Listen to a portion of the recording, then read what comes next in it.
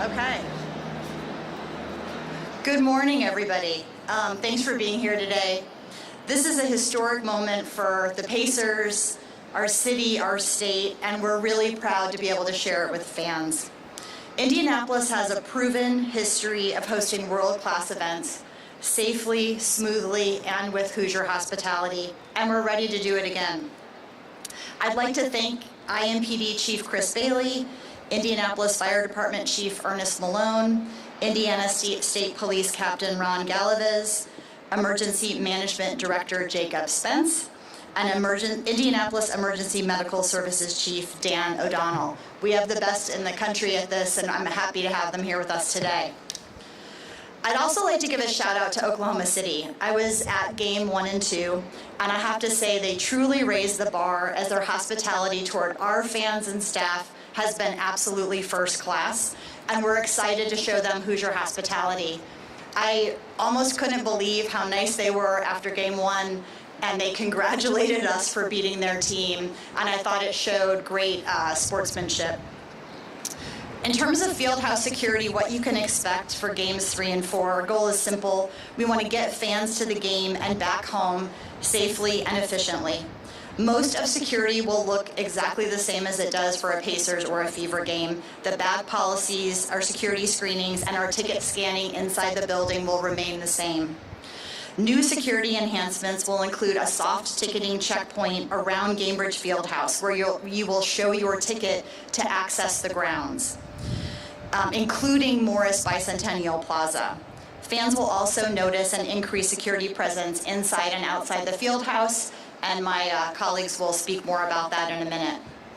I also wanted to let you know that we will be hosting a watch party on the plaza for a limited number of fans for games 3 and 4.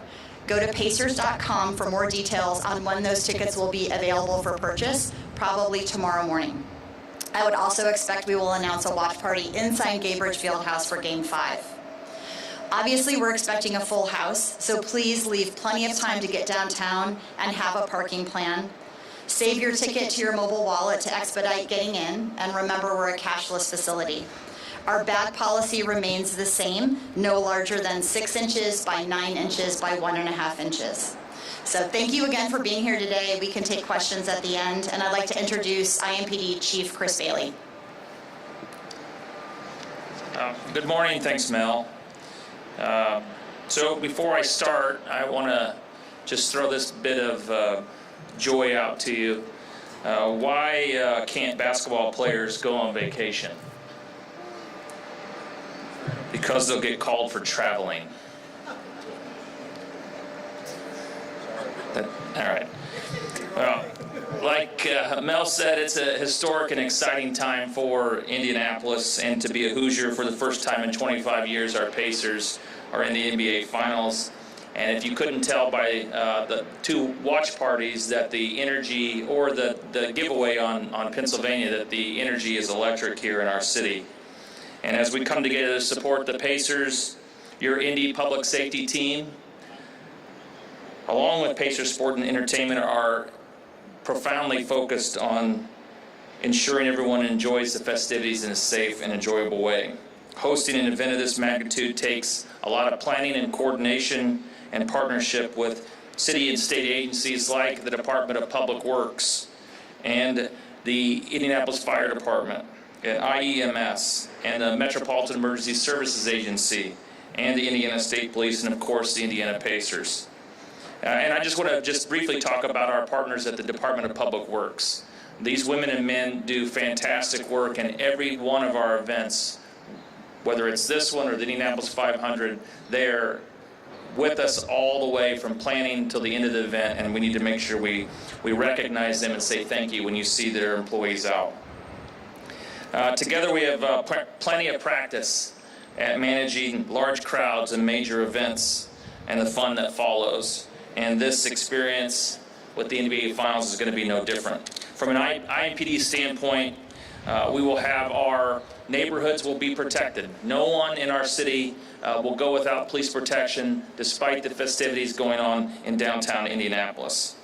We've adjusted our staffing to increase our footprint both in patrol cars, on foot, and in places that you will not see. We'll be utilizing our horses and drones and other ways to make sure that people have a safe and enjoyable time while they're in downtown Indianapolis. And I'll say this about traffic. Traffic will be impacted. Be prepared for that. Get here early. You heard Mel talk about the soft ticket, new soft ticketing approach that they're going to have here in the plaza. Make sure you get here just a little bit early to give yourself a little more time. There probably will be a little more lines along Pennsylvania and Delaware, so make sure you give yourself time. So let's show the world what it means to celebrate safely in a Hoosier style. Pack your patience, be kind to one another, and say thank you to a public safety professional when you see him out here both tomorrow night and on Friday night. Chief Malone. Thank you. Well, good morning, everyone. Thank you for being here. What an incredibly exciting time for our city. IFD is always happy to be part of this amazing public safety team. I think we do it better than any place in the country. That's a few things about IFD's footprint. We've completed our public safety walkthrough inspection of the Fieldhouse. We've done our perimeter inspections for all temporary structures, where the media will be. We have to maintain egress and access points so we can get our emergency apparatus in should they be called. Another feature we're going to have is we will deploy our CENT teams. That's C-E-N-T. That stands for Code Enforcement Night Teams. Our exiting, overcrowding, occupancy are very important to us, so our teams will be out at the bars and the clubs and the other venues just to make sure we don't have an overcrowding situation and we maintain our exiting. We want a very safe and exciting event for all of us. We look forward to that, and your public safety team is ready. With that, I'll introduce IMS Chief Dr. Dan O'Donnell. Thank you, Chief. Good morning, everybody. Again, I want to reiterate that we are also very excited to be part of this experience and to provide public safety to our citizens and our visitors into Indianapolis. IMS will have a stronger footprint, as the other public safety agencies mentioned. We will be providing special coverage to the media event just to my right with the Pat McAfee show. We will provide transport and emergency services to the fans, as well as we will have on-court emergency services as well. And then at the same time, as the other chiefs mentioned, we will do this in a manner to ensure that we will continue to care for all the citizens of Indianapolis around the city. Again, we'll have a larger footprint, much like the other public safety agencies, and we will be ready. We may need an additional resource to resuscitate some of Chief Bailey's jokes, but I'll just leave that for later. With that, I'm going to turn this over to Director Spence. Good morning. As always, all the chiefs so far have reiterated, Indianapolis and Marion County does an amazing job planning for these events. As we do with most of our major events, the County Emergency Operations Center will be open for the finals games, and probably even if we happen to clinch while we're away, just in case anything happens, but we'll get to that when we need to.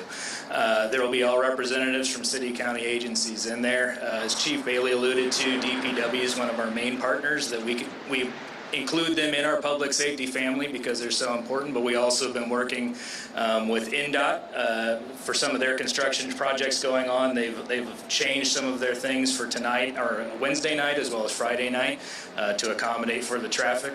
And then as well as Indigo, we always make sure that there is least impact as possible to their service with still maintaining routes and transportation. As we have been doing for most of our major events within the city, we have set up an event text that you can text Indy Finals 25 to 67283 to opt into public safety texting for the event. As usual, it will be only for the finals games, and then it will be cleared once it's done. But it's for that event, and hopefully we don't need to use it, but if we need to pass information to anyone, we can. And then we move from there. The Emergency Operations Center will be staffed for the entirety, and as all chiefs have said, if there's anything in the downtown area or the surrounding areas of the county, we will make sure that we're moving the proper resources and monitoring those things to make sure that all the citizens as well as the visitors have a safe and great event. So with that, I'm going to turn it over to Indiana State Police Captain Galovitz. Good morning, everybody. I'd like to thank everyone here for the opportunity for allowing us to be here. On behalf of Indiana State Police Superintendent Anthony Scott, congratulations to the Pacers organization. This is an amazing run, which has obviously caused significant excitement, not only here centrally, but throughout the entire state. So congratulations, and also congratulations to the city of Indianapolis for having this opportunity to once again host a significant event, and this one being one of the bigger events in all of professional sports. So we're extremely excited and proud, and we know that the eyes of the world are upon us. And so it's up to us to do our very best for each and every one of you that are going to be coming here to enjoy this fantastic event. Our role it's going to be like it is every day: public and traffic safety. We are in talks behind the scenes with our partners, Indy Metro, federal partners, and everyone else in between. And we are going to provide any and all assistance and resources as requested by Chief Bailey and his staff, which may include intelligence information, resources, manpower, air assets, whatever he needs, we are going to provide that. Of course, we're going to be monitoring traffic both inbound, during, and after the game. And I would encourage anybody that's planning on coming from any distance to visit the Indiana Department of Transportation's website to see exactly what, where, and how traffic's going to be impacted.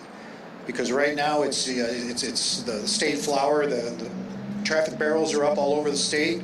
So arm yourself with the information before you come downtown. Our goal is simple. It's public and traffic safety. And we ask the public, if you see something, say something, tell somebody, because that's how we all win together.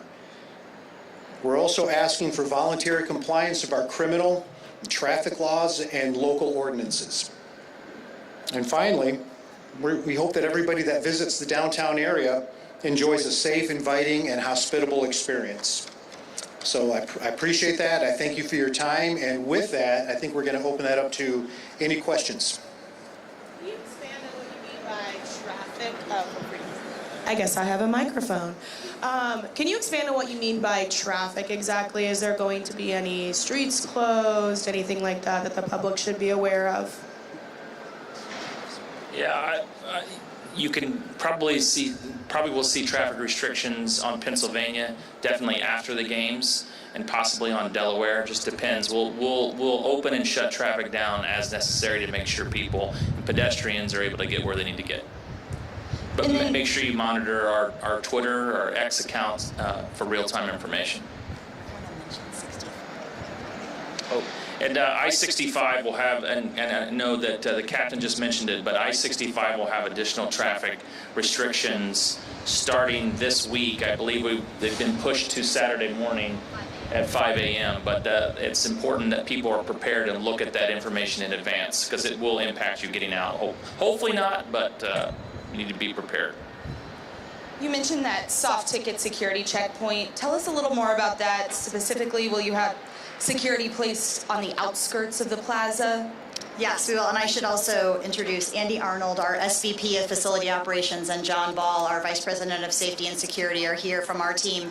But yes, we'll have bike rack around the outside of the perimeter, and our staff will be there just to show your phone, to show that you have a ticket, to be sure that everybody coming inside at that point is ticketed for the game.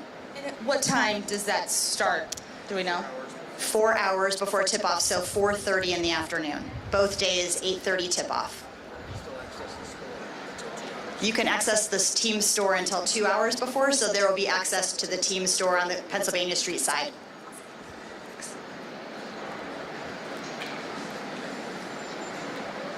Can you talk about how ticketing is going to work for the watch party, and then kind of talk about where the screen's going to be? I think that's of big interest to a lot of people? Sure. We will likely be on sale tomorrow morning with those tickets. It's a limited number, probably 1,000 to 1,500.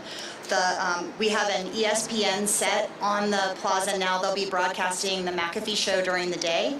And we have 2 screens down on the sunken part of the plaza, the basketball court, and other screens up top. There will be 1 screen. And 1 screen on the top. So fans who have tickets to that will go in on the plaza side. Maryland or Penn or Delaware, they'll be screened there. They will not be able to come inside the field house.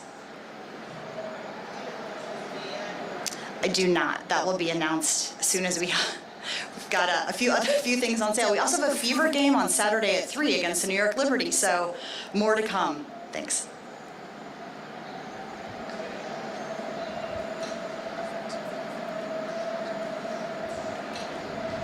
Would you talk a little bit about the scent teams and what people can expect out and about the scent teams?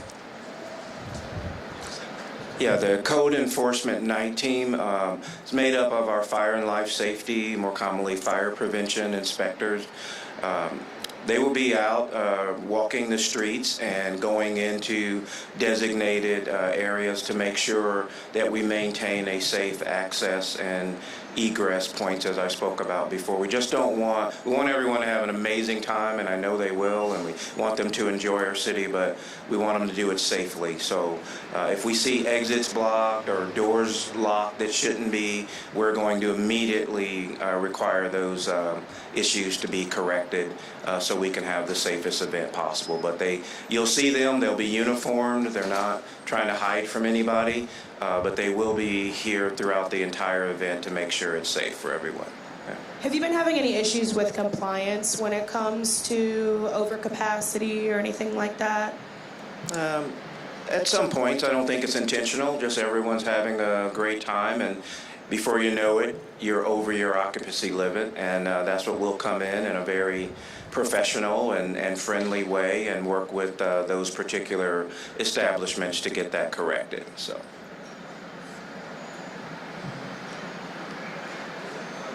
Time that you can opt into for public safety texts, the phone number. Oh, I'm sorry. No. Yep. Thank you. So yeah, so it's Indy Finals 25, and then text to 67283.